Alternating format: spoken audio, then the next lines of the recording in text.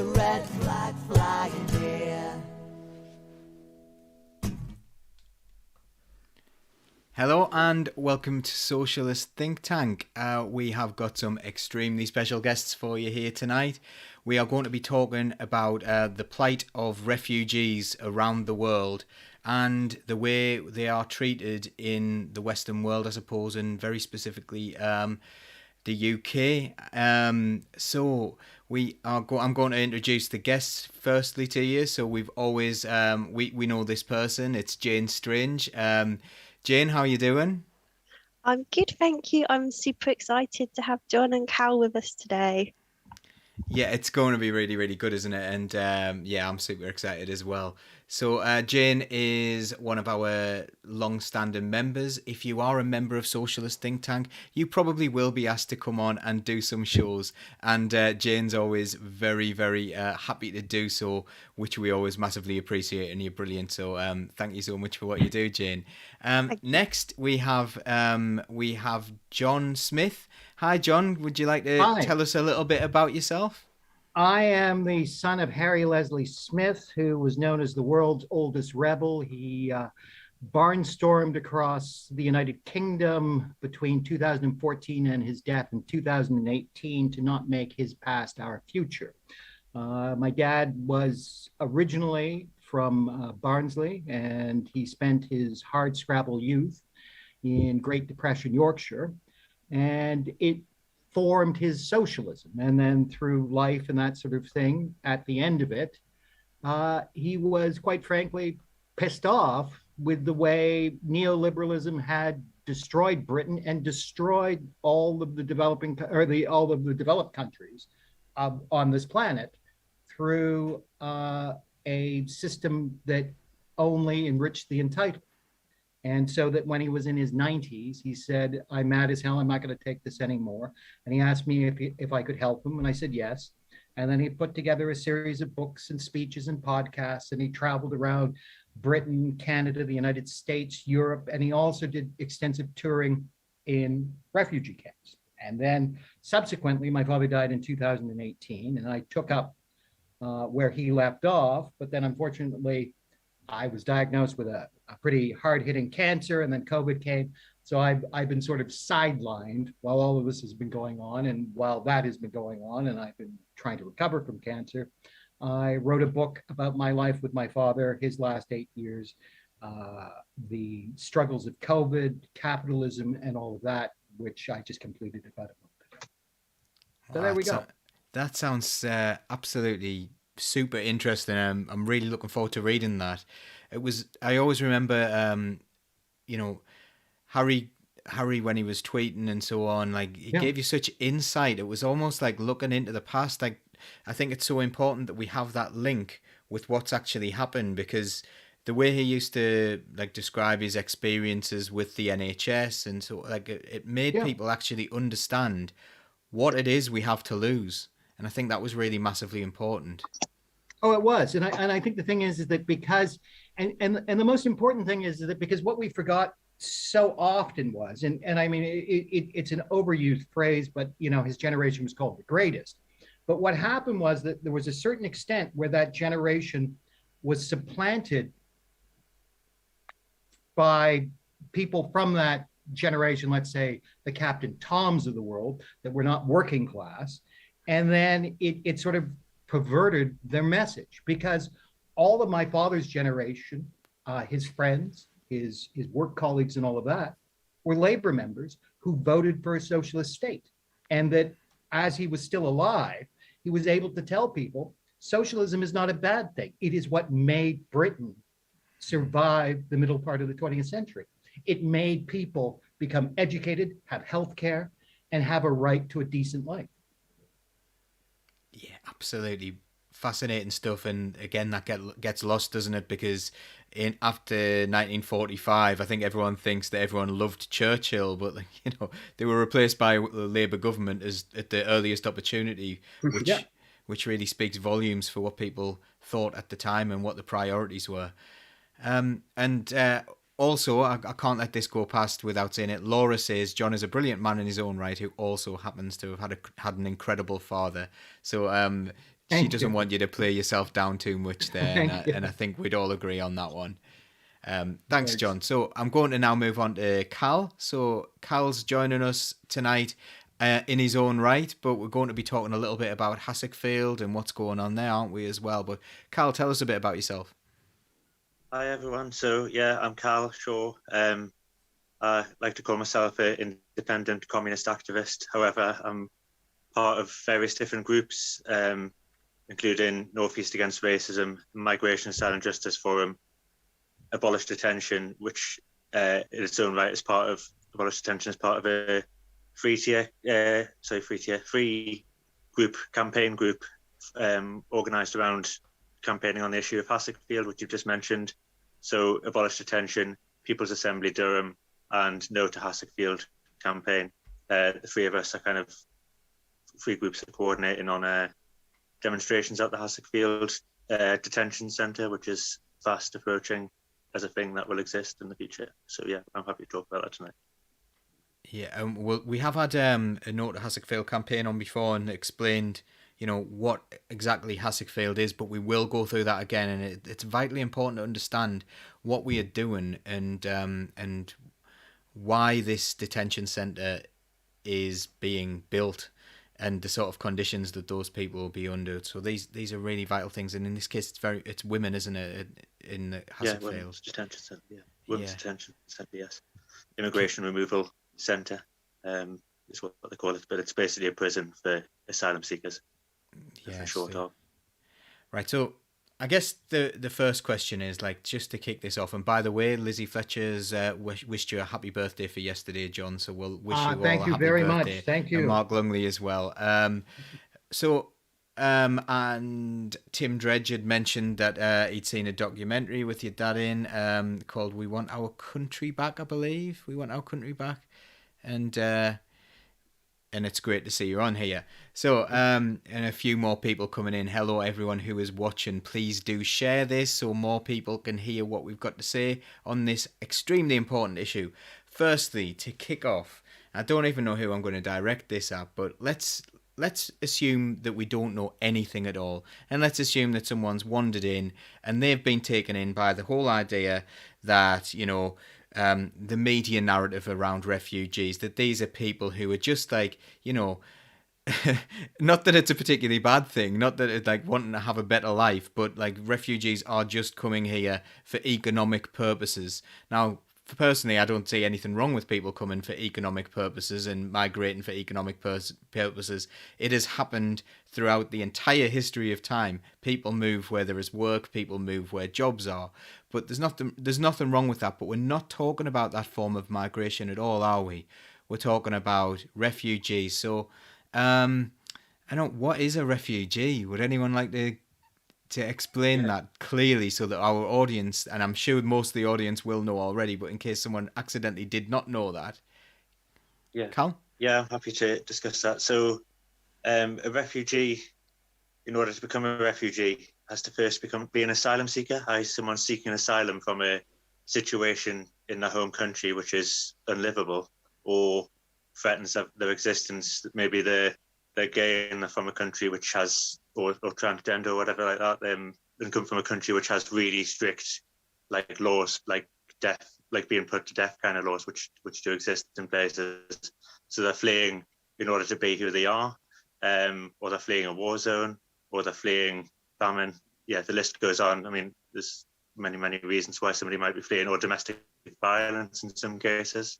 I've known asylum seekers who have been fleeing like women who've been fleeing very powerful men in their own country who've been completely abusive and horrendous.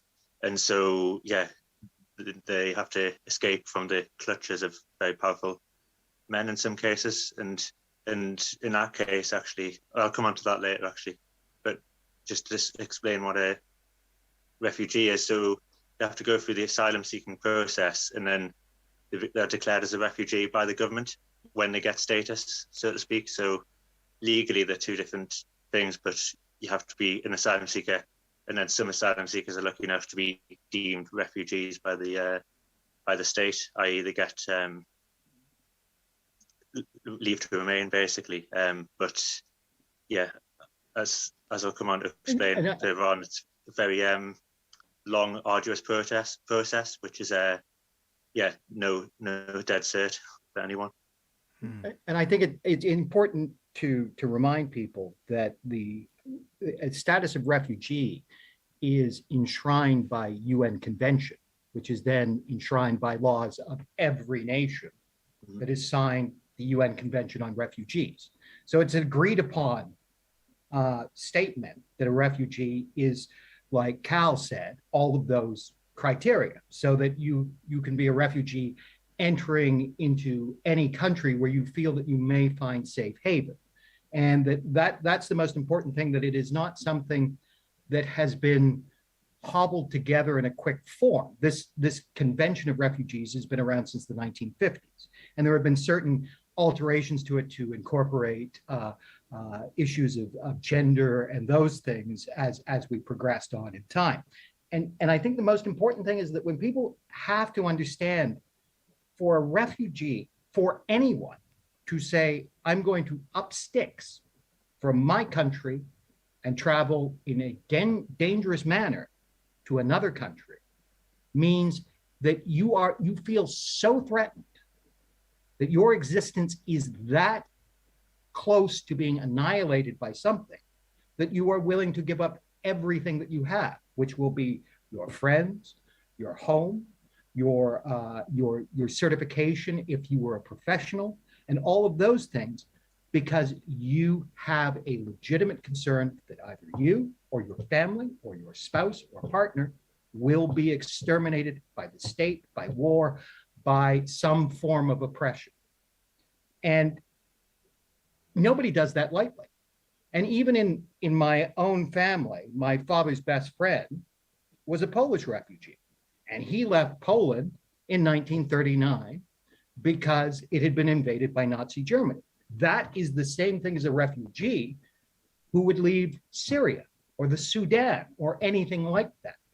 All refugees are people that know their lives are at risk if they stay in their home country. And that is a massive, massive sacrifice for somebody to leave their homeland. And I'll let you finish, Cal. Yeah, just on that, just to go back to the point the person I briefly touched on before, a woman I know, I don't dare name the country for fear of tipping off a powerful partner, or husband even, as to where she's living. But a woman that I knew was fleeing basically with her children, fleeing. She didn't want for anything in her home country. She was wealthy and rich and had everything, materially speaking, apart from safety for her kids who were being abused, and herself who were being abused by this powerful individual who was the husband of and the father of the family. So she had to flee, and now she's quite destitute and in the asylum system, just to keep her kids safe. Ultimately, I think it's more about her than her kids, but of course it's not good what was happening to her either. I don't think she would have done it if it wasn't for her kids. But now they're safe, and hopefully they'll be able to remain. But she's just sort of terrified that this person will find her, because he's really quite powerful. And I always seem to find it very amusing when generally it's right-wing newspapers, and then people pick up on these talking points for right-wing newspapers or media or any type of right-wing platform, that they're here for the benefits. I'm going, if the benefits, we can't live on them, how is it possible, do they think that an actual refugee would be able to live upon them, especially when you consider now even the extra 20-pound cut per week to universal credit and things like that, where you're going, that they already know that they're unlivable for residents of Great Britain, and yet they are trying to propose that this is some sort of largesse for a refugee to come here, that this is a better form of subsistence, and it is not for anyone. And it is done. It's done. We all know that many of the reasons it's done for politics and that sort of thing, because it's much easier to control your population through hate than acceptance and tolerance. Now, from what you said there, you know, the accepting of refugees and the good treatment of refugees for me, and I'm not really into like massively into patriotism or national pride or anything like that, because I believe that we're all citizens. We should all treat each other as human beings regardless of our nation. But shouldn't that be a huge point of national pride? If you're going to have pride in your nation for anything, shouldn't it be the fact that you are a safe haven for people fleeing other regimes where, you know, where they don't have those rights? Is that not something that we should be thinking, yeah, this is a really positive thing, having refugees able to live here and settle here? Well, I mean, you think it would be, because honestly, and actually, I'm trying to think that the only time that I think in history where a nation touted their tolerance was the Netherlands in the 1700s and 1800s, when they were accepting a lot of individuals that had disagreements with their own nations, usually for religious reasons and whatever. But it was a gathering spot for people that felt that they could not live within their own countries and were being persecuted in some form or another. That we don't do this anymore, that we do not think that this is the ticking of the box like the NHS of saying that this means that we are a civilized nation,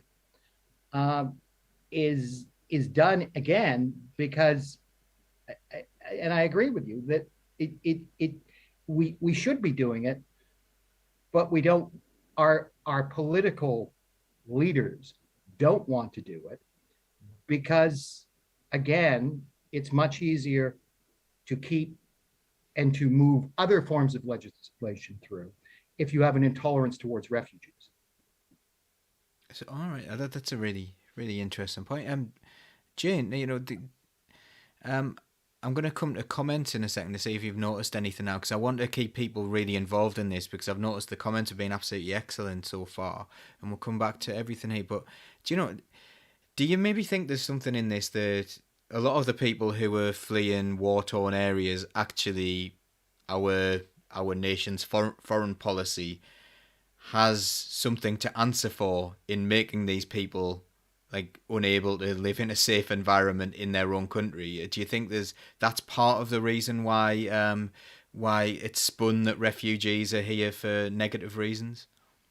Yeah, I would say so. I mean, when you look at what we've done in countries like Iraq, and I remember reading a really heartbreaking, I say story, but it wasn't a story because it was true. A young lad who'd come here as a child. His dad was an interpreter for our government, so his life was in danger. His dad got killed. He came here, and then when he got to 18, after building a life here, and he had a foster family who wanted him to stay with them, and a girlfriend. He had a life and an education here, and people who cared about him. And he was forced to go back to Iraq, where he was going to be killed for his father's actions, trying to support our government. It's just beggars belief that we could do these things to human beings, and I just don't understand how we can do it. It makes me so angry. But I think a lot of people just aren't aware of the things that this country, the government in our name, is doing in other countries, which is actively creating this situation of other people that we should be so very grateful that we will hopefully never know ourselves or see anything like it. And I think we have a responsibility to those people. And I do feel that the government does actively try to hide that from people. I don't think they want us to feel a sense of responsibility, because under their ideology of austerity and cuts that, and destroying any sense of community, that just doesn't fit in. I think I'd like to say that the British war machine is just completely brutal in every respect, not only the way it treats and destroys countries and people from abroad where the wars are taking place, and also the negativity and hostility towards them when they try and flee what we've started, what we've created, not us personally, but the British state. But even if you just look at the soldiers themselves, a lot of time it's working class people are sucked in, chewed up and spat out. And a lot of them have got serious PTSD, other mental health issues, physical injuries. which just aren't, the state barely puts in any money to fund the rehabilitation and the help that those people need. A lot of those people are homeless on the streets and stuff. And then the right wing and actually a lot of the mainstream media uses a line of, oh, well, we need to house these servicemen, these heroes, although I don't like that phrase, first before we house. But yeah, the fact is there's enough housing for everyone, for these asylum seekers, for our own destitute and homeless, whether soldiers or not. And yeah, it's ridiculous that we're fighting or being made to fight or encouraged to fight over what isn't even a limited resource. There's housing there. There's plenty of housing. Tony Blair's got 7, I think, since the Iraq War. 11 maybe, I don't know, around the world, and many here. But yeah, and there's just so much empty housing stock and all this, and we're housing asylum seekers in hotels and hostels. Homeless people are on the street. They're not even in hotels and hostels. And then we're housing people in the detention centres. It's just all messed up, really. I mean, the other thing is brutality.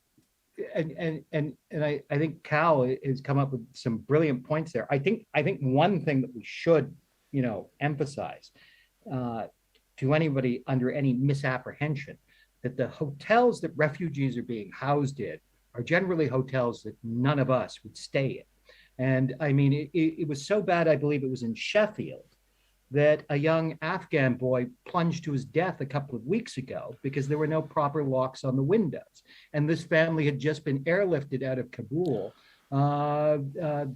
just like a week prior to that.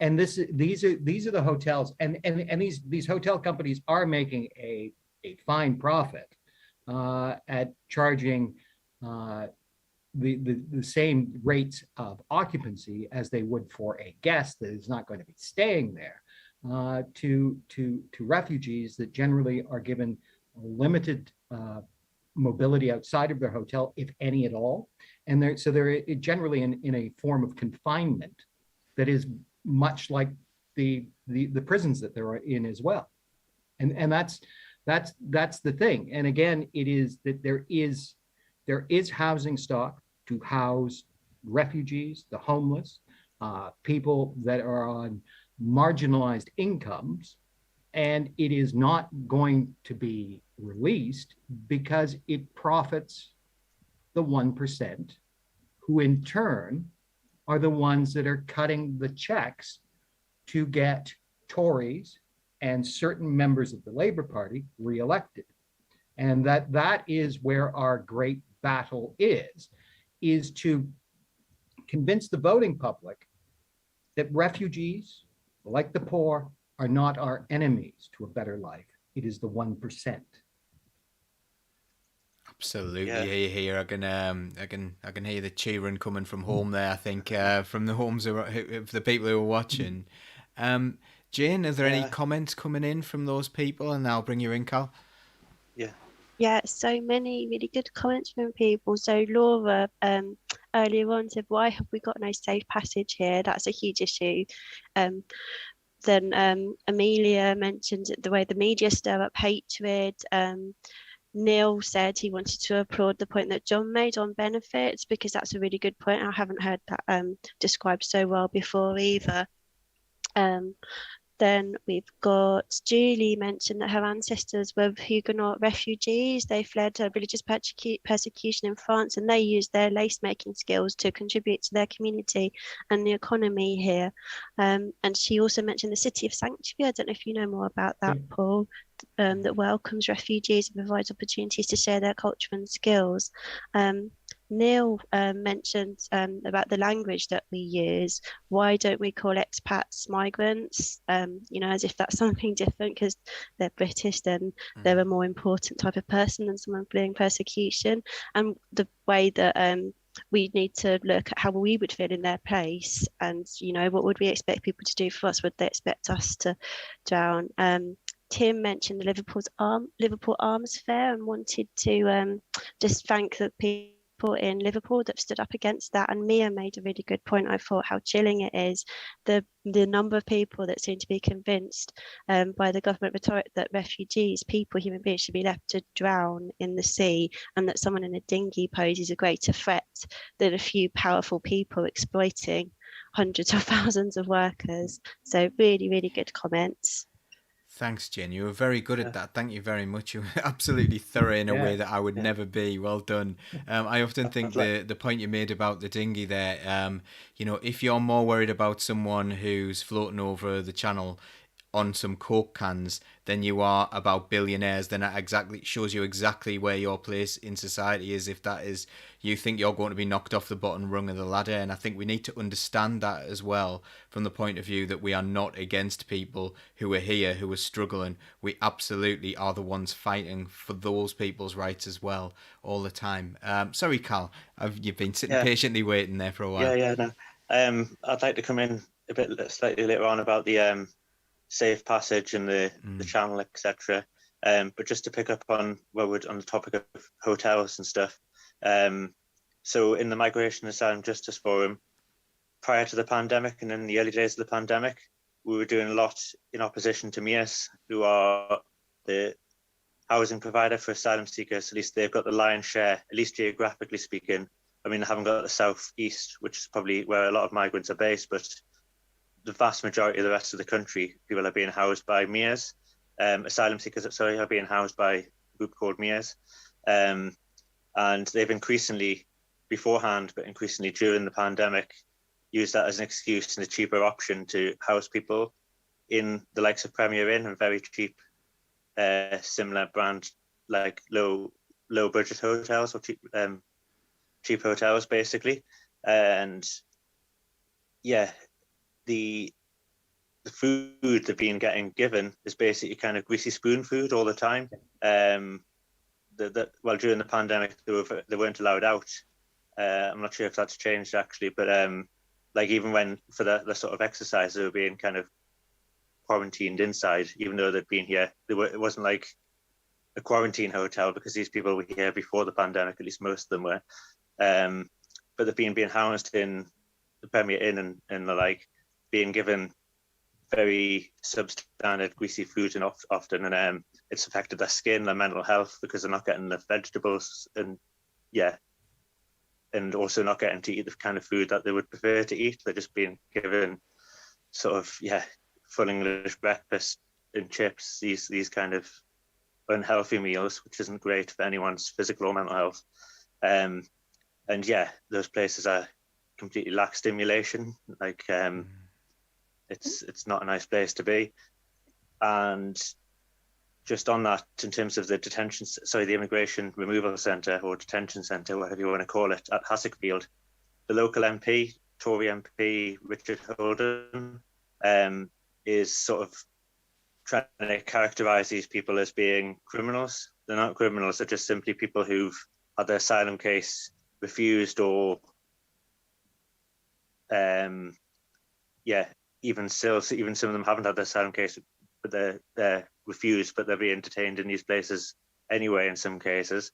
And he's kind of characterizing them as criminals, as dangerous criminals who need to be removed from the country, which they're not at all. And like often you hear about prison life, for those people who think like really hard labor is what we need for prisoners, they often liken prisons to a hotel sometimes, and he's doing that with this immigration detention centre, saying, oh, it's like the Premier Inn.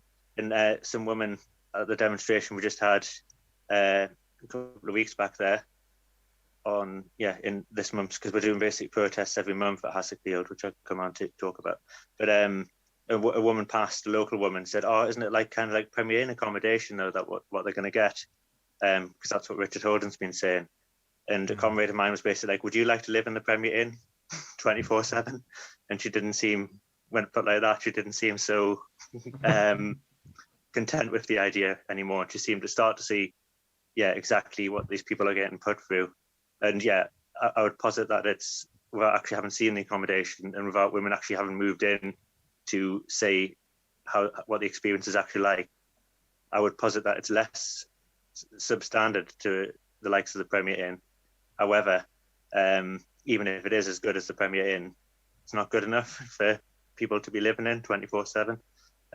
Nobody else would want to do it. As John said, it's not the kind of thing you want to be in unless you absolutely have to buy your cheap budget on a holiday. And even then, it's a holiday. It's not. These people could be detained for many, many years before they're deported, because deportation is quite a complex issue. And the other thing is too is but there is a logic of why the government does this, because they want to humiliate and dehumanize refugee applicants in a form of discouraging them from choosing to save their lives. And that's what it is. They want this problem not to be in Britain's hands. They want the refugee to choose death or their own imprisonment over seeking sanctuary.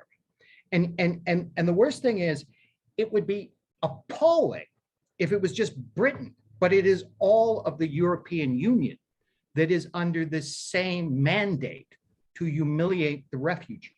Because any of the refugee camps through Greece or any of those areas are appalling. And they're even more so now because they're now being constructed as concentration camps where you cannot leave, where you are in there 24/7.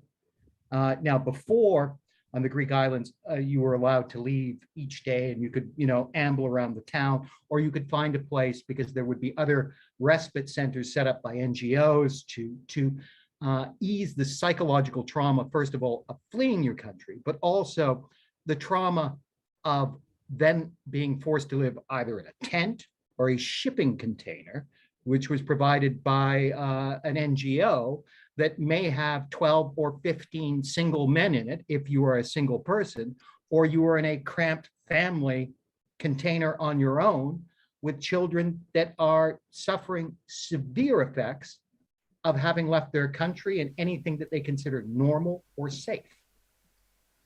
So, but this has been going on.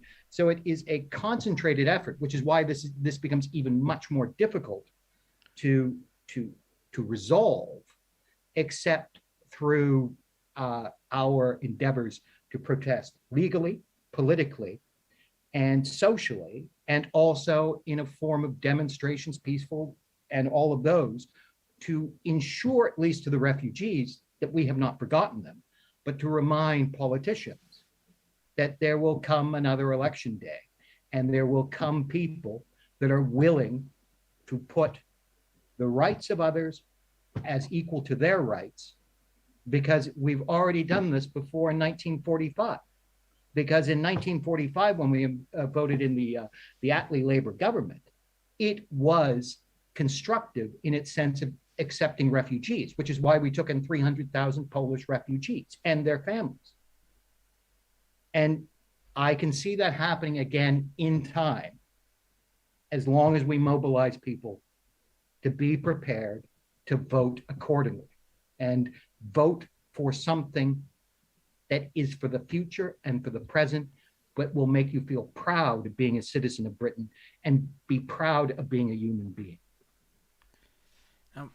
I think what's really clear is, and Carl told us a story earlier on about an individual, and I think what really changes people's minds or really helps people understand the plight of these people are these real human stories, because these are human beings, aren't they? At the end of the day, people talk about them, people put a label on them, and in many ways the language around people who are seeking asylum or who are refugees can dehumanize them in many ways. And as I mentioned earlier on, like David Cameron talked about swarms, etc. a few years back, and it was mentioned in the chat that it wasn't just UKIP setting this awful precedent of this awful rhetoric around it. It was the Conservative government, it was Theresa May with the go home bans and all that kind of awful stuff. So John, you've visited a lot of refugee camps, is that right? And yes.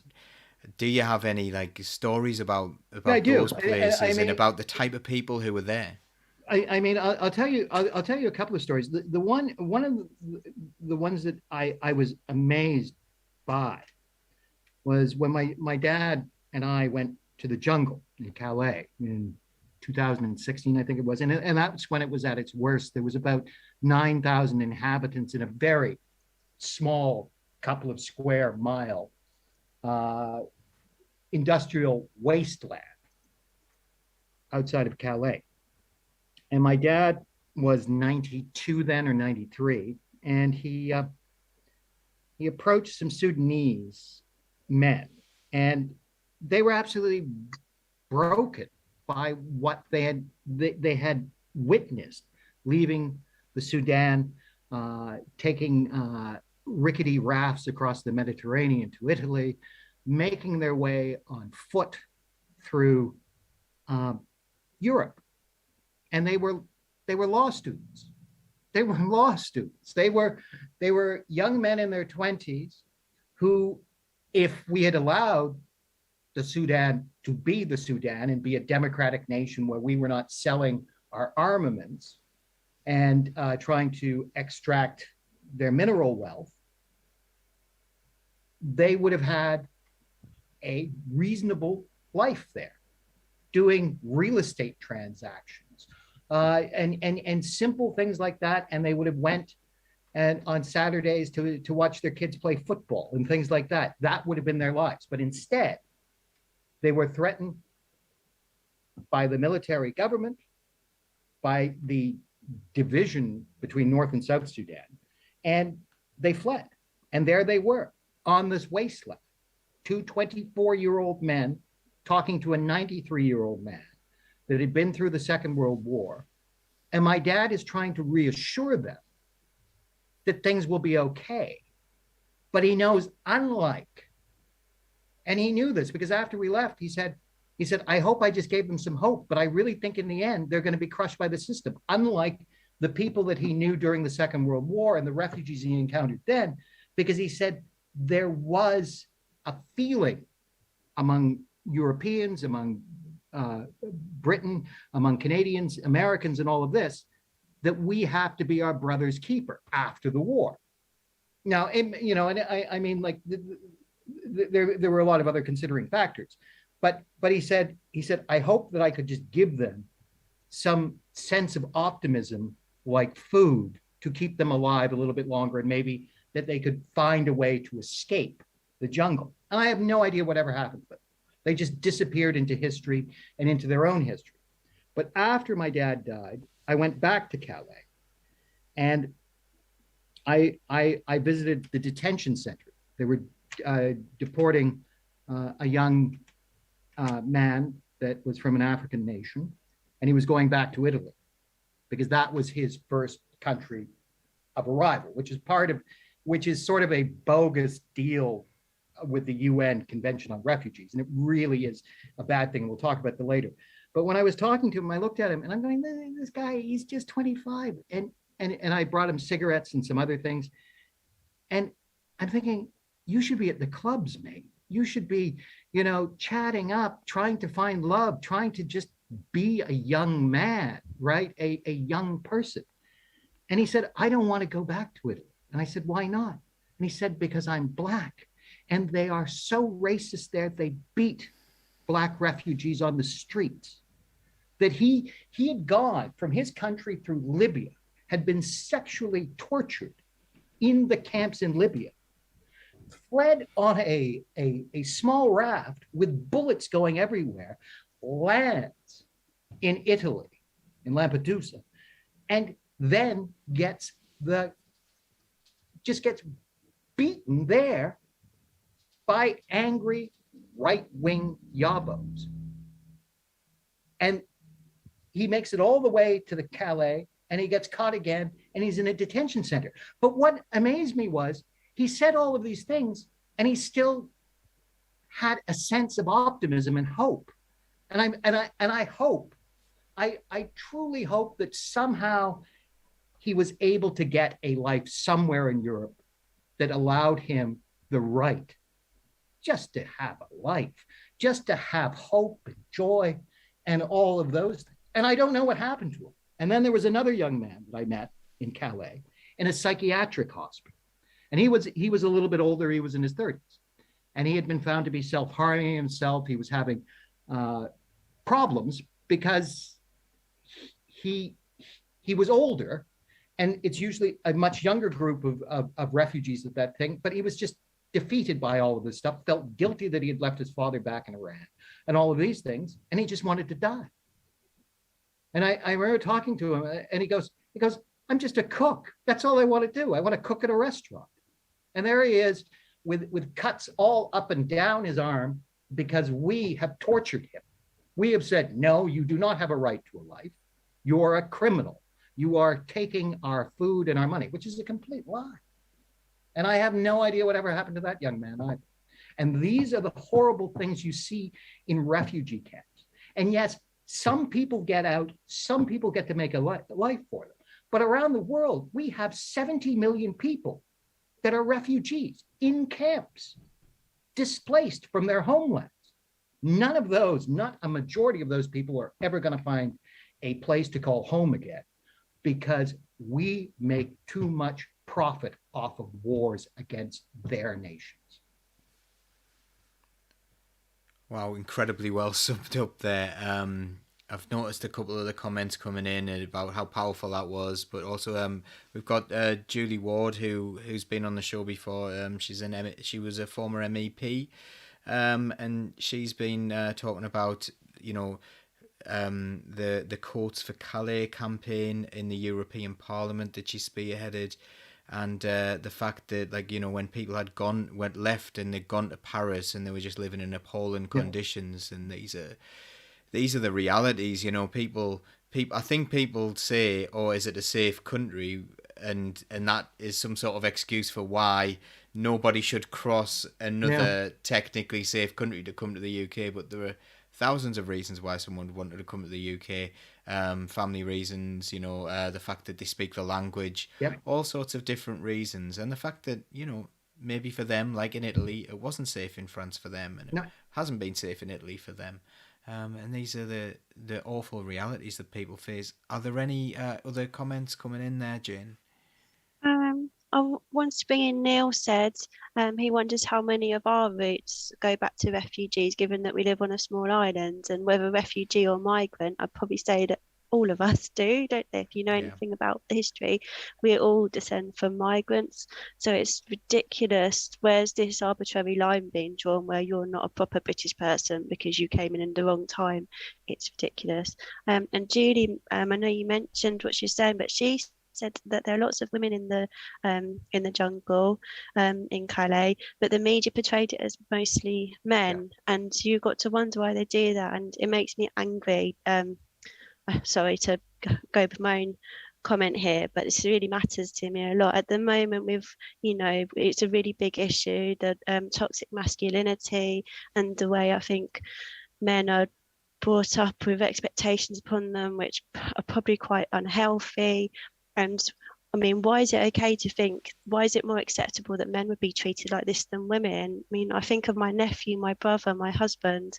It's not okay for any of them to be treated like this because they're a man. And going back to what was said in the comments about the media before, I just feel that there's a very unhealthy culture of dehumanizing people, which John mentioned before, picking on certain characteristics, and it's okay to dehumanize someone because they tick this box. It's really wrong and it's disgusting. So that just really stood out for me, and I just really wanted to say that.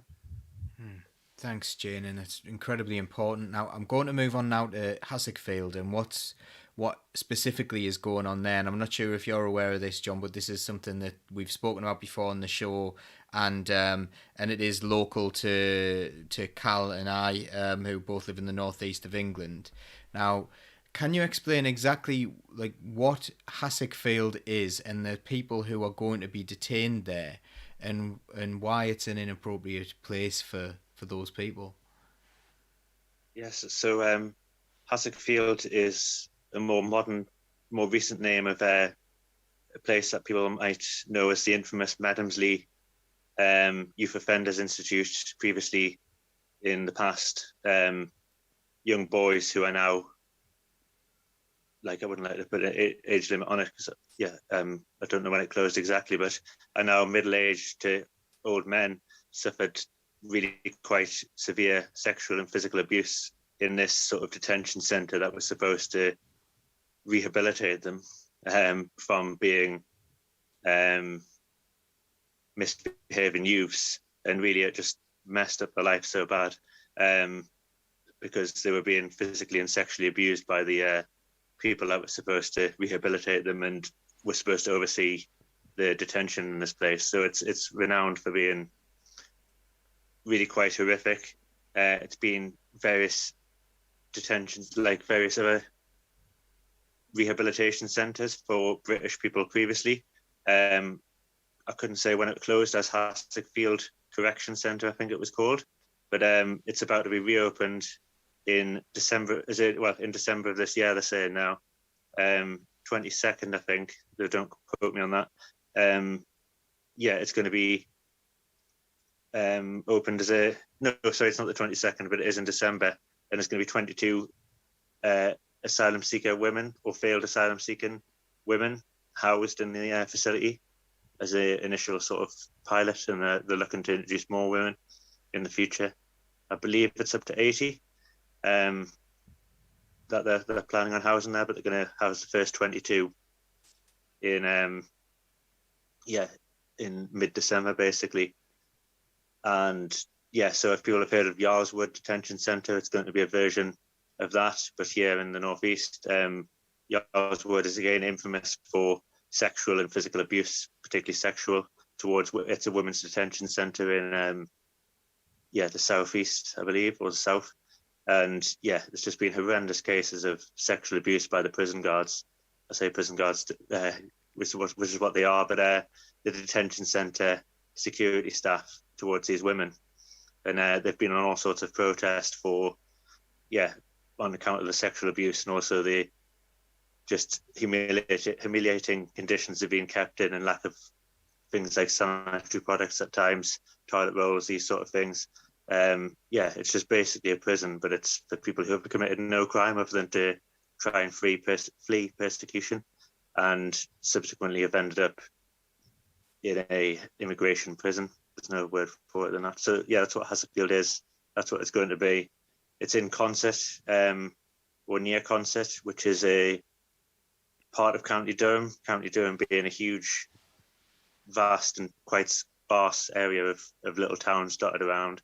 It's in the middle of nowhere, really, outside of the Consett area, the Consett hub centre, I mean. But and it's tucked away behind some trees at the back of a little housing estate. Will it be privately run as well? Amelia's asking.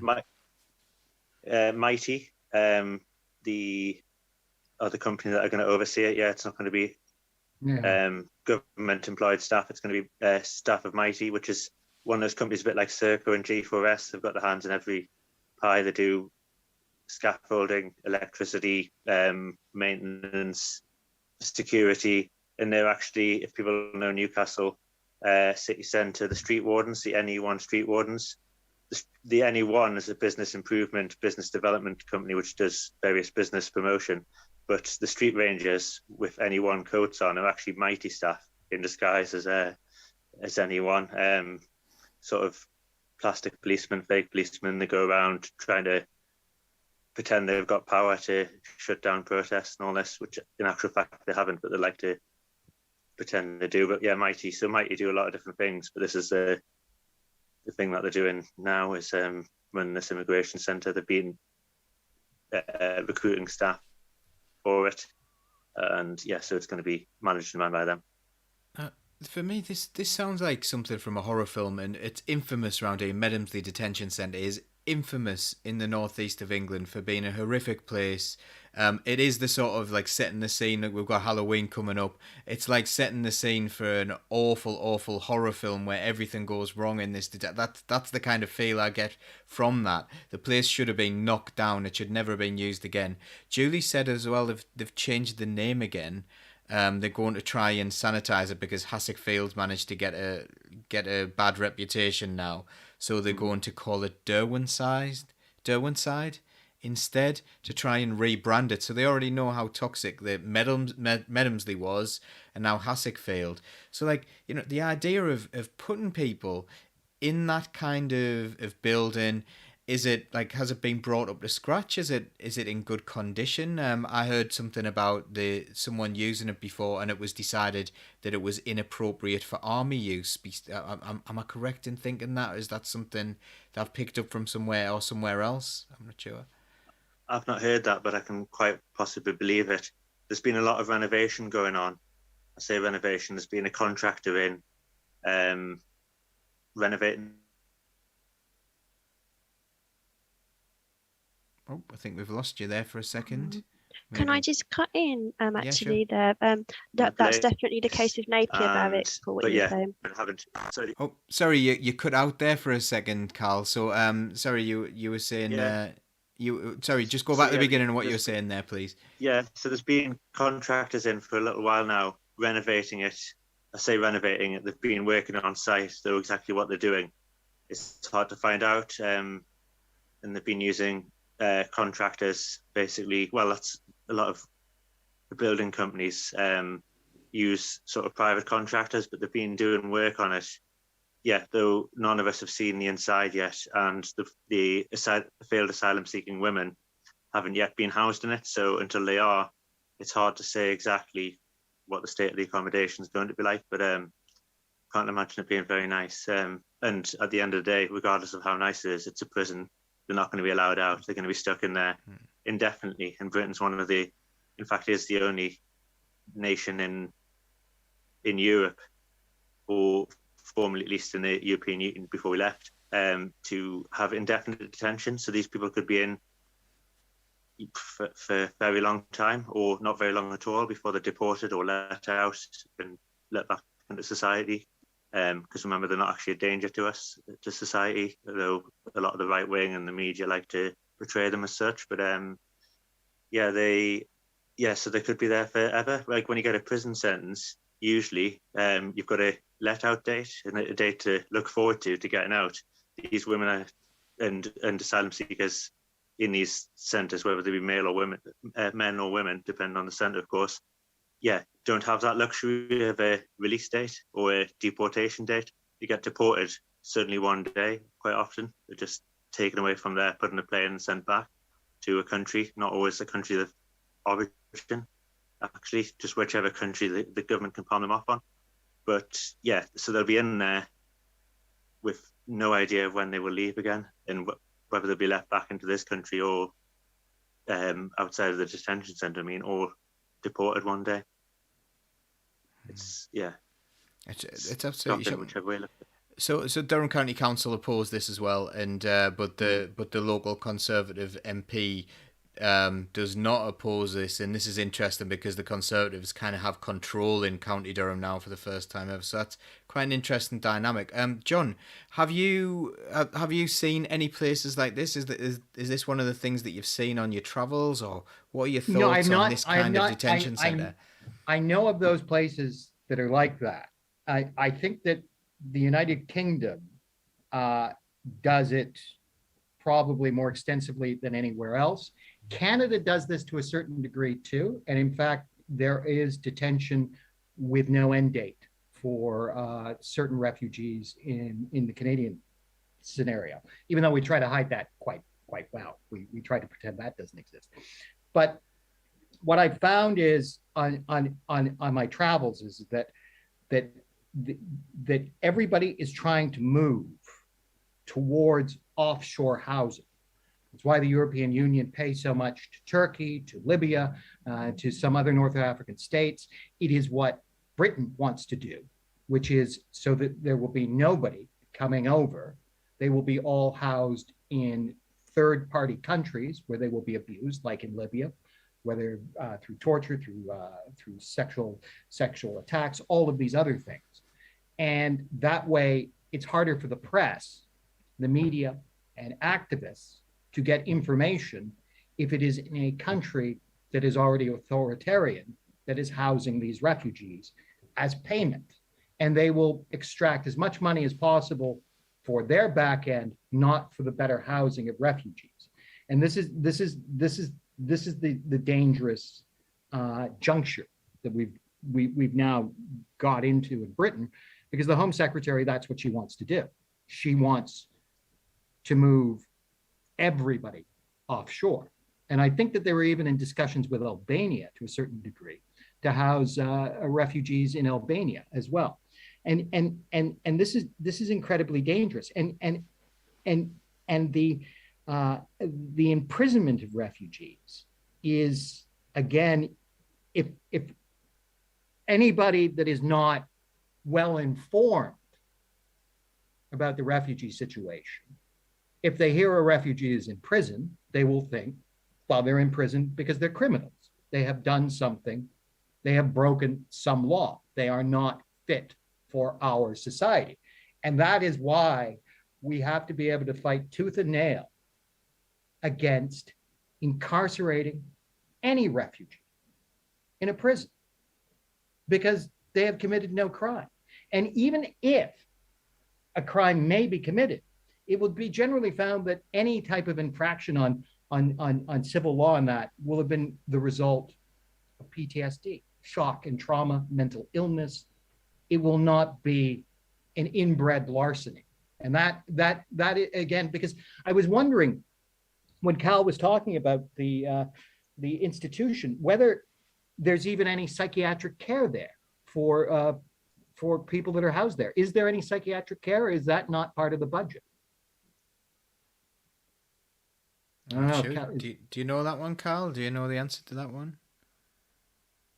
I think Cal has become motionless there. I'm not sure. So hopefully, if Cal does recover the link a little bit, then we'll be able to answer that one. And it's a very good point about the mental health of these people who are going to be put through this trauma. How is that going to affect, their lives and the way they're living at the moment? Yeah, and again, it's all of those things, and again too, it is that what's happening now through the right-wing media and Johnson and all of this is that because they have taken in and a few extra thousand Afghan refugees, the government will say, well, we've done our part for refugees. They're going, well, you burnt down that house, right?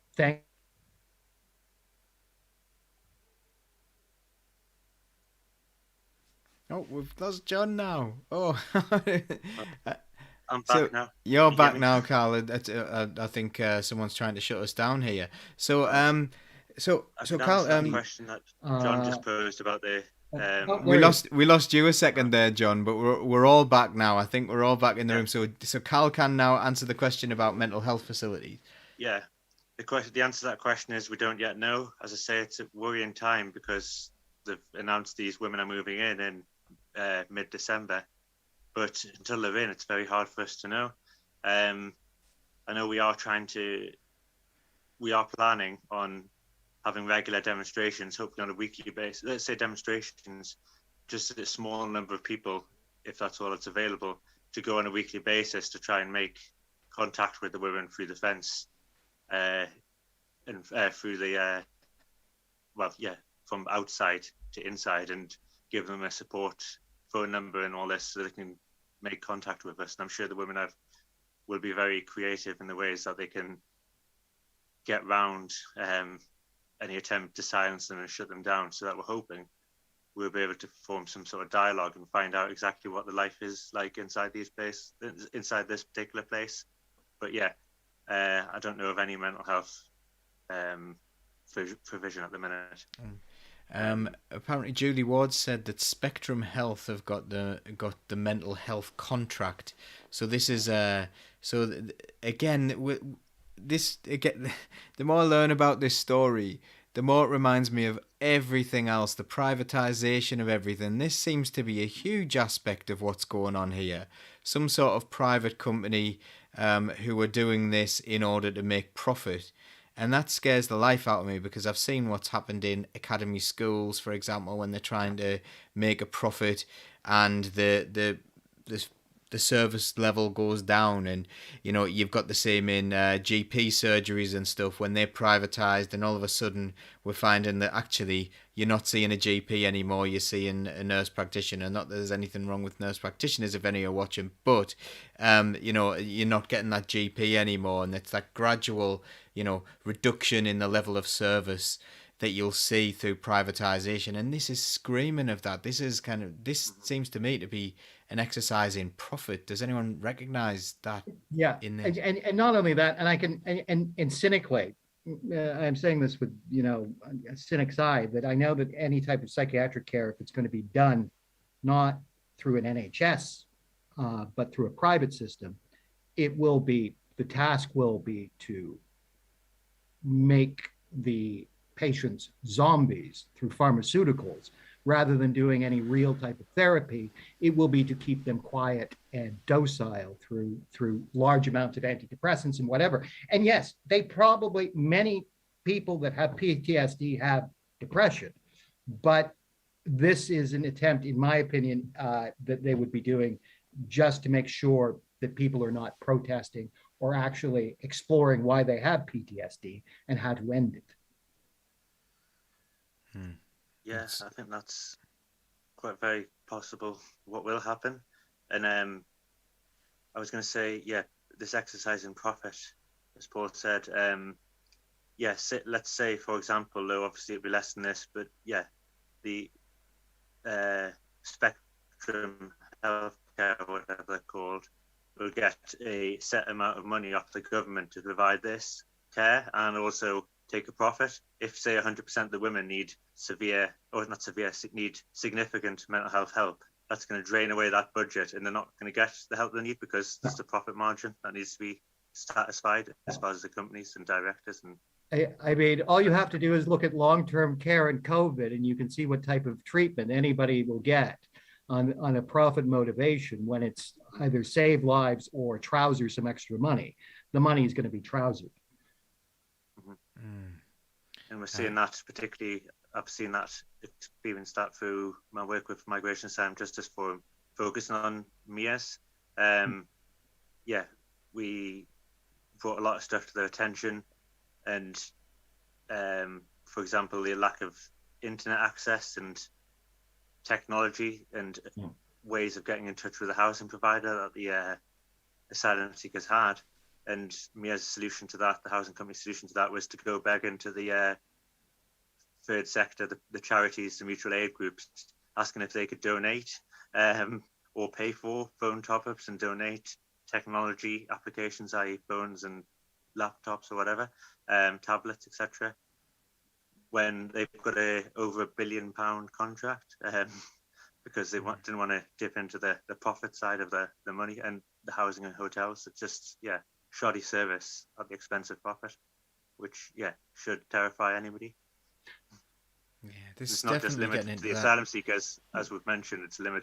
It's the wider population, the working class in particular, are seeing similar elements applied to them. And I think there's a lot of cases where asylum seekers tend to be the guinea pigs, but what's then passed on to other sections of society, i.e. the British working class. A lot of cases asylum seekers are first. For example, one example of that was the Azure cards, which asylum seekers get, i.e. they don't get given money, they get given a card that they can only use at certain supermarkets. So sometimes they have to walk because they can't get a bus on these Azure cards, and in many cases they have to walk to go to a supermarket that's part of the scheme.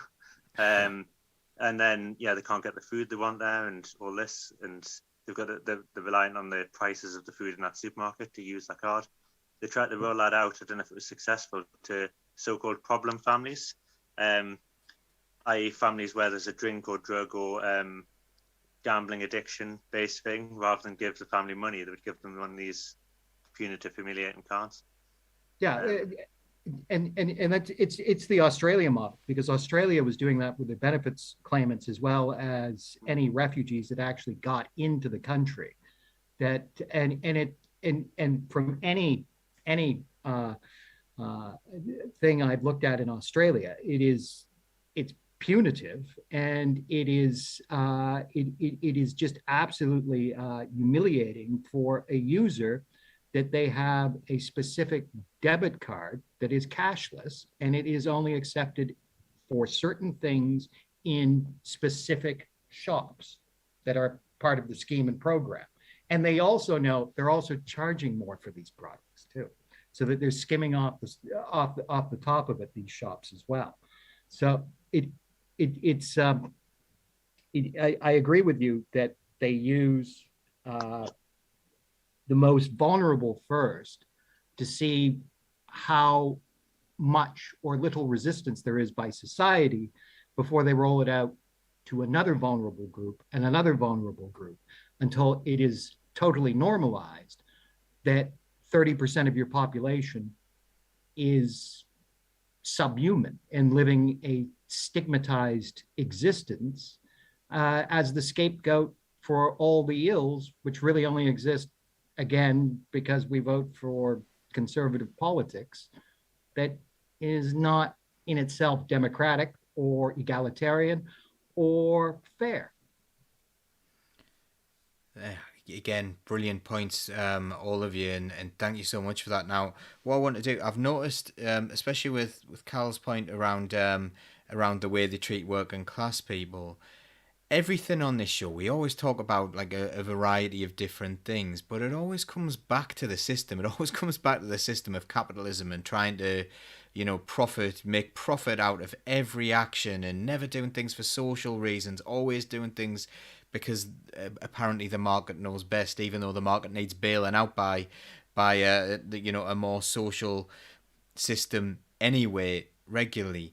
Now, we've seen, like if you watch the film I, Daniel Blake, you've got someone who has to move to the northeast of England because another county is doing this. It sounds very similar to the way they're trying to offshore refugees. It's like certain counties that were richer than others sent their people who were on social security to different parts of the country. It seems to be the same system, and it's all linking together.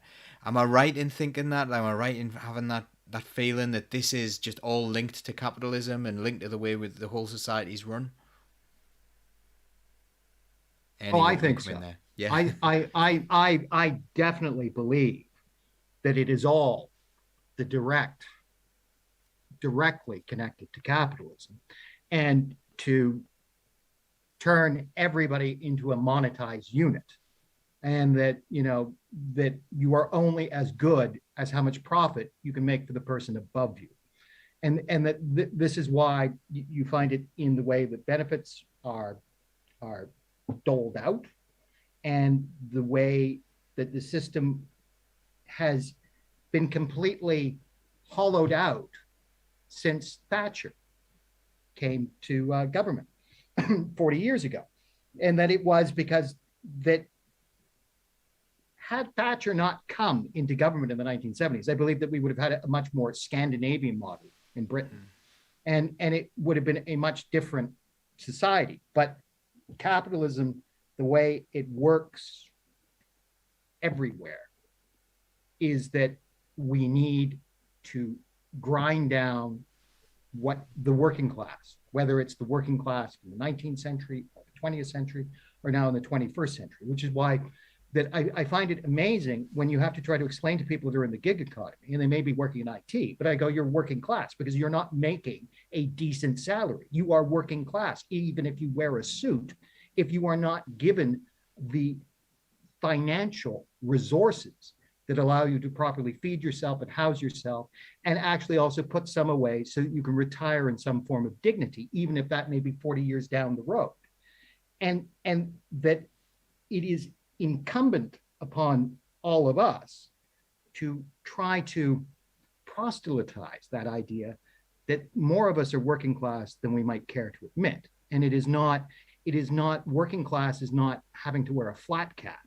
It is by your economic abilities.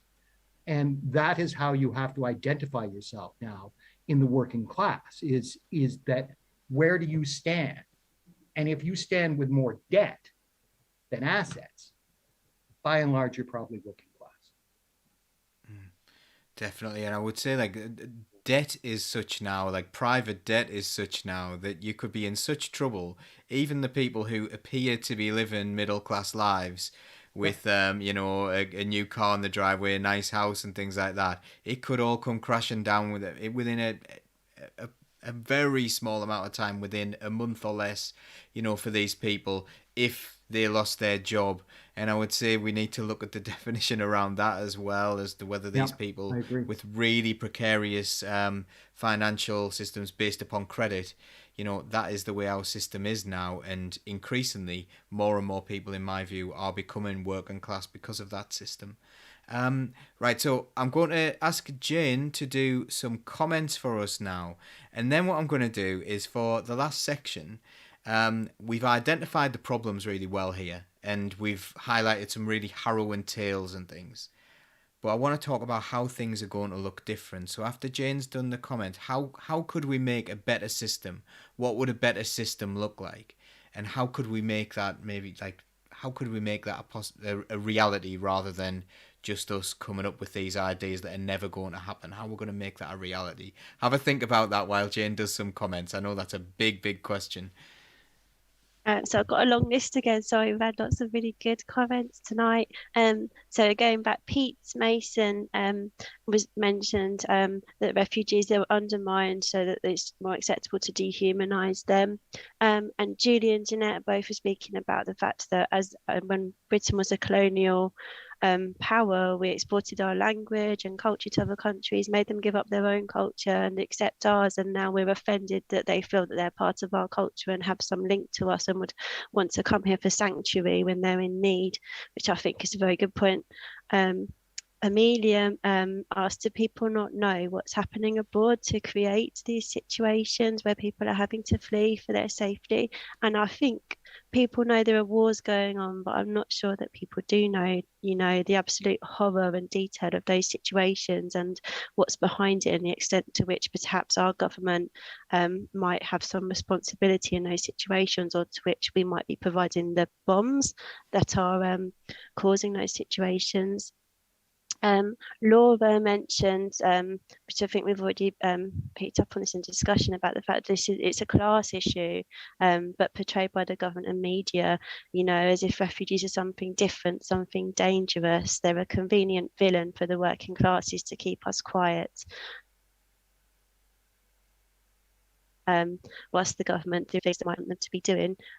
Mia was speaking about the impact on the mental health of people put in these situations, and I think it was Neil and Amelia were both questioning to what extent the mental health support given is going to be of any sort of quality, given that the government's main response to refugees seems to be to try to deport them or stop them coming here altogether. Really does make you question to what extent they really care and will want to look after those people. Neil mentioned that we're only taking a tiny portion of the world's refugees, which I know I've heard many times. Sorry, there were some more comments here that I've noted down. I wanted to read out. Judy mentioned Jeremy Sanford from Cafe Come Home, and that he said the worst thing Thatcher did was to wear people down to lose hope, which I thought was interesting. And I don't know if that's linked to why we're finding it so hard to stand up against this right now with the awful things that are happening. I didn't read out earlier on, but there was a comment earlier on, I don't know if it was from Neil, about the government now, they're basically trying to criminalise the RNLI if they try to save people's lives. And it's quite astounding that, how's it happening? How is it just happening? How's there not outrage at what they're doing to us as human beings, what they're turning us into, the monsters that we're becoming if we let this happen? But it's happening. Thanks again, Jane. You've done an amazing job there again, and thank you for all those really brilliant comments. So we're going to go on to the solving this. Who would like to go first? Carl, you look ready to go there. I'd like to come in on that. I think Jane set me up quite nicely with her last comments there about not becoming the monsters that they're trying to make us. Is really quite key. I mean, we can't rely on the government to change the system the way it needs to be, but we ourselves need to be conscious and Oh no. Oh, Capitalist Oh, he's back. broadband He's doesn't back. like He's Uh, back. Yeah, Capitalist not broadband essentially issues not so there. refused to fight kind of fight style. Sorry, Who, me? you might have to go again You lose me? because we went a bit capitalist Okay. broadband again. So you Oh, got okay. Yeah, so I'm you saying had Jane, I'll rewind. Yeah. So Jane was saying there that how do we avoid becoming the monsters? Mhm. Yeah, like avoid becoming the monsters they're trying to make us. And I think that's absolutely key. We need to not fight each other in a dog eat dog sort of world, which is arbitrarily created, fighting over a hospital bed against another member of the working class, a roof over our head, food, all these things which are actually in abundance, particularly the roof over our head and hospital beds, at least they were. They're there, and when there's a restriction or a limit, that's arbitrarily created. There was plenty more hospital beds, and because of the cuts to NHS, etc., there's fewer and fewer. But there's enough beds, and there's enough spaces to put beds, and there's enough doctors. It's particularly if we accept these refugee doctors, and even not if we train people and don't force them out through the COVID, like the amount of people exodusing, is that a word? Yeah, in exodus from the NHS, because of the strain that we've just put. Like there was already cuts, and then the strain that they've been under during the COVID pandemic to save all of our asses, basically. So many people are now suffering from PTSD. All of this could have been avoided and can still be avoided. It's not too late. We need to just basically, be aware that any cuts and any shortages are often arbitrarily created, or at least there's a simple solution to them. But profit doesn't equate into that solution necessarily, and that's where the problem lies. So yeah, it's on us to stand in solidarity with one another and not see each other as the enemy, and fight the system. I really like that idea, and we're dead into that at Socialist Think Tank as well. It's not seeing each other as enemies, even though like we'll often see people written off as like for various reasons, especially working class people being written off as bad people, but actually talk to people and we've got the same issues fundamentally. It's just we're being told different ways of dealing with it, and a lot of people are with terrible views on refugees have actually learned them because they've not been given an alternative view. They've actually learned something. They have genuine concerns and they've come to the wrong conclusions about how to deal with them rather than them being awful people. So I think I think that's a massive point, and thank you for that, Carl. Really good. John, I'm looking forward to yours as well. So how we're going to solve all this? Well, I think we're going to have to realize that we're in this for the long haul. This is not going to be solved in a year, 2 years. I think we have 10 years of hard grind ahead of us. And it's going to be, I think, where we have to look at ourselves as if we are 1930 and we are at the start of the Great Depression and the grinding down of the working class. And that within 10 years' time, the tipping point won't be Hitler invading Poland. It will be the climate emergency will have pushed us to such an extent that we have to make a decision as the human race, whether we wish to continue as a species or perish. But I think in the meantime, to get to that point where we make all the right decisions, I think that there's a couple of things that we should do. First of all, naturally, we have to strengthen our trade union movements and make trade unionism about the socializing and socialism of this country, meaning that everybody has a right to a fair wage, a house over their head, a home over their head, whatever it is, food in their belly, a right to an education, and a right to an NHS that is free at the point of use.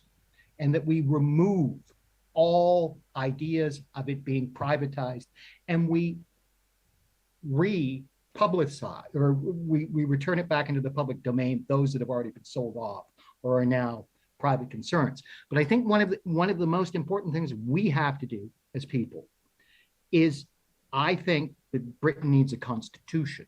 And I think that ordinary people have to gather together and have a constitutional convention that draws out the rights of all residents, citizens, and people in Britain.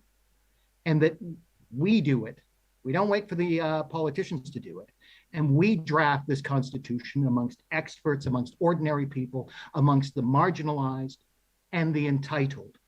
And we present it to our elected MPs and say, you don't like this? We will find people to elect that want this type of Constitution, that protects all of us and ensures that all of us have a right to a decent life and not to be harmed by capitalism. That's powerful stuff. Absolutely brilliant. And yeah, a lot of agreement there in the chat. Have you picked up anything, Jane, or do you want to solve this as well? I'm not going to have a go. I don't think I can do as well as our guests. So I think you should, though. I think you should answer the question, Paul. No, I really, I'm not prepared to do as well as them. However, I would say that we need to. I'd say something that we need to consider in all that is educating people, and by that I don't mean talking at them. I mean the real true sense of education, where you speak with other people, you learn what their concerns are, you see things from their point of view, and you share your point of view with them and come to these conclusions, because I really truly think that those things that both Cal and John have said will resonate with people. But we need to get that message out, because we are 40 years behind as a bare minimum the project that Reagan and Thatcher came up with. We are so far behind, and you've got all these awful think tanks that are so well funded around the world, and especially in the US, the ones funded by the oil companies and the Kochs and so on.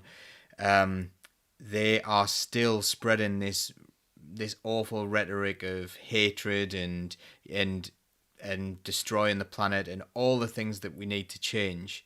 So we need to combat that at every turn, and we need to speak to people and really meet people where they are by communicating with them at a level that they feel comfortable with and that makes sense to them. That's where I would say that's what I would add to what you've got to say, because I agreed with everything you both said there.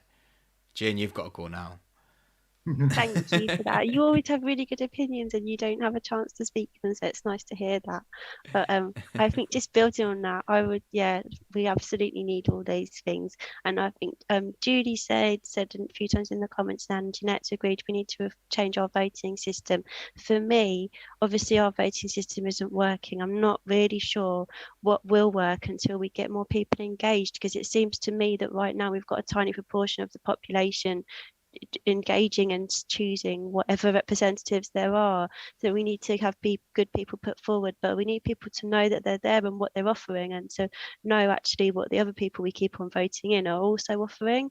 Because I really think some of the terrible things that this government's done collectively, and if people knew what they were really offering, I just can't understand why anyone would vote for those, and certainly not why they'd get a majority in any election.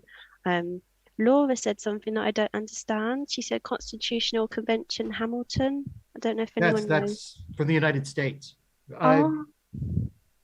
That's the start of the American Revolution in 1776 in the Constitutional Convention. Oh, I had no idea. Thank you. So I've learned something today. I need to look that up. We learned it. Or I might be totally wrong, and it might be something else, but that's what I thought it was. It definitely will be, because that's from the musical Hamilton. That would be what that was. Which is very capitalist, because I don't think you can get any decent. All seats are like 300 pounds. Mm. Wow. Yeah, they use the airline system, don't they? That sadly they came up with for Book of Mormon, where the more rare the tickets become, the more expensive they become. Yeah. So, Jane, have you got more people to comment? Oh no, go ahead, Cal. Oh, yeah, I was going to say, I think voting in the right people is definitely an important step, but also taking the initiative ourselves between electoral cycles and even during them to protest and demonstrate where possible, and represent ourselves, as well as trying to get in the best representative for ourselves we possibly can, other than ourselves, of course. That's how representative democracy works. But we also have the ability and power to represent ourselves, let our own voices be heard, like the four of us are doing right now. And I've done before on demonstrations, and plenty of other people have. That's really important. And yeah, may I just quickly plug the next Hassockfield demonstration. So we're doing them every third Saturday of the month. The next one being the 20th, I believe. Yeah, the 20th. November the 20th is the next demonstration at Hassockfield Training Centre, I believe it's called. It's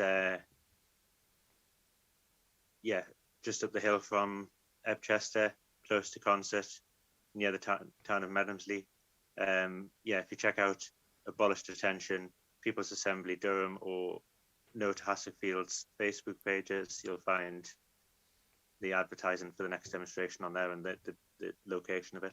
But yeah, that's one way, but there are plenty more protests and demonstrations, and I advocate everyone try and make it to what they can when they can.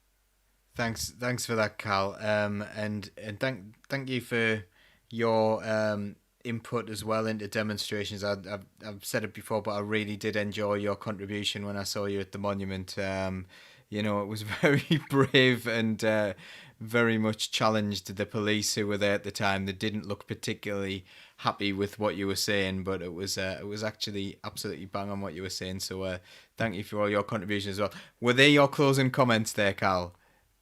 Yeah, I've got no more to add. Great. So what we're going to do then is Cal's done his closing comments. I'll come to John next for some closing comments. Well, I first of all, I have to thank you all for inviting me. I really enjoyed this evening. It's wonderful to talk to fellow travelers in socialism. I think we have a horrible problem in British society and society at large, how we treat refugees. And I think it is going to come back to haunt us. And we better hope that if things go bad for us as a society, that there are more humane people out there that are willing to take us in and give us sanctuary and save our children and ourselves. And I think that the refugee crisis is, first of all, it's tied to the climate crisis, but it is as important as the climate crisis. Because if we do not take action and show solidarity and fight for those that are more vulnerable than us, there's no hope for society. There's no point to society. It is then just a system to make money for a very few handful of people. And that's not why we should exist. So my closing comments is that if you can go to a demonstration for refugees, then please do go. If you can write a letter to your MP, then do so. Protest online. Do whatever you can in your own capacity, just to think at the end of the day, I did a little bit to try to help somebody have a decent life. And my absolute appreciation to Cal to be doing this day in, day out, because it's grinding work and it is honorable work. And I am in total admiration for what you do. Thank you so much. And that's coming in as well. Julie Ward wanted to thank you for doing some training in police liaison as well, Cal. We've got a really nice comment as well from Jeanette, just saying thank you all, lovely caring people. And that's, I suppose, that is what we do it for, because we all care, and that includes people who are watching as well. So thank you so much to those people. Jane, you got any closing comments? I just wanted to mention that the book that John's just finished writing, I Stood With Harry. I know that John's got a crowdfunder to get that published, and I know he hasn't mentioned that, but if people can afford to and would like to put something towards that, I'd really love to see that book published. Or even if they can find a publisher, that would be good too. Because the problem with the book is, it is, and I will say this with complete sincerity, it is a well-written book. But the problem is that people don't want to hear about Corbyn. They don't want to hear about Harry Leslie Smith, who stood for the working class. They want to have more tales of Captain Tom and all of that rubbish. And it's very hard to push this through to publishing houses, even though I know it would get a wide circulation of readers. And it is worthwhile, because honestly, that my dad took his last years of life to do that when he could have been sitting somewhere enjoying his garden or out in Portugal or doing whatever old people do. I had much admiration for him too. So I appreciate the plug. I'd really like to read that book. Yeah, how do we access this crowdfunding? Oh, the easiest way is to harryslaststand.ca, and there's a PayPal button on the opening page. So harryslaststand.ca. Absolutely brilliant. And there's a couple of suggestions actually. Get a hold of Guy Standing in London. He gets his published. Pluto and Verso is the other options that you may have already had these. But No, these are all great. I know, but I like many heads to get this done is much better than just me and my dad's agent. Yeah, well, maybe we all write in as well and say, "Oh, we can't wait to hear from this." We'll we'll write to publishers and do a bit of a campaign. That'd be brilliant. Was there anything else you wanted to say, Jane? I just wanted to say thank you to Lizzie, because she always writes great comments and I never have mentioned them. So thank you, Lizzie. Yeah, Lizzie's great. We actually met in when we did the podcast in Brighton. So that was nice. So speaking of podcasts and things like that, you can become a member of Socialist Think Tank for free. You can choose to donate if you want, but it doesn't matter whether or not you do. You will be treated absolutely equally in our socialist endeavours. If you have any ideas, if you wanted to put on a show, if you wanted to do a podcast with us, we are open to ideas. We will always listen to our members, and I'm sure you can vouch for that as well, Jane. So if anything you want to do, any ideas you have, do bring them to us. Please do follow us on all our socials, on all of them, even if you prefer one of them. So subscribe to us on YouTube. That's a big deal, because the more people who do that, the better, the more people can find us. That's really, really important. So please do that. I think you can follow us on things like Spotify as well, on a podcast. We are on Twitch, we are on Twitter, we are on Instagram, we are on Facebook, which is probably our most popular platform at the moment. But please do follow us on all of those. And if there is anything you need from us, go to socialistthinktank.com, get in contact, become a member, work with us, and fight for a better socialist future. I'm going to say goodbye to everyone now. I'm going to thank the panel for your brilliant contributions. I'm absolutely amazed. I have loved hearing all these things. As sad as it's been, it has been an absolutely brilliant show, and we did manage to get something uplifting in there. So we will now say goodbye to everyone. Thank you so much for your comments at home. We'll stay on the Zoom call for another minute or so, or as long as you want, chatting afterwards for a debrief, but we're going to say bye to the live audience now. Thank you everyone at home, and we'll see you later.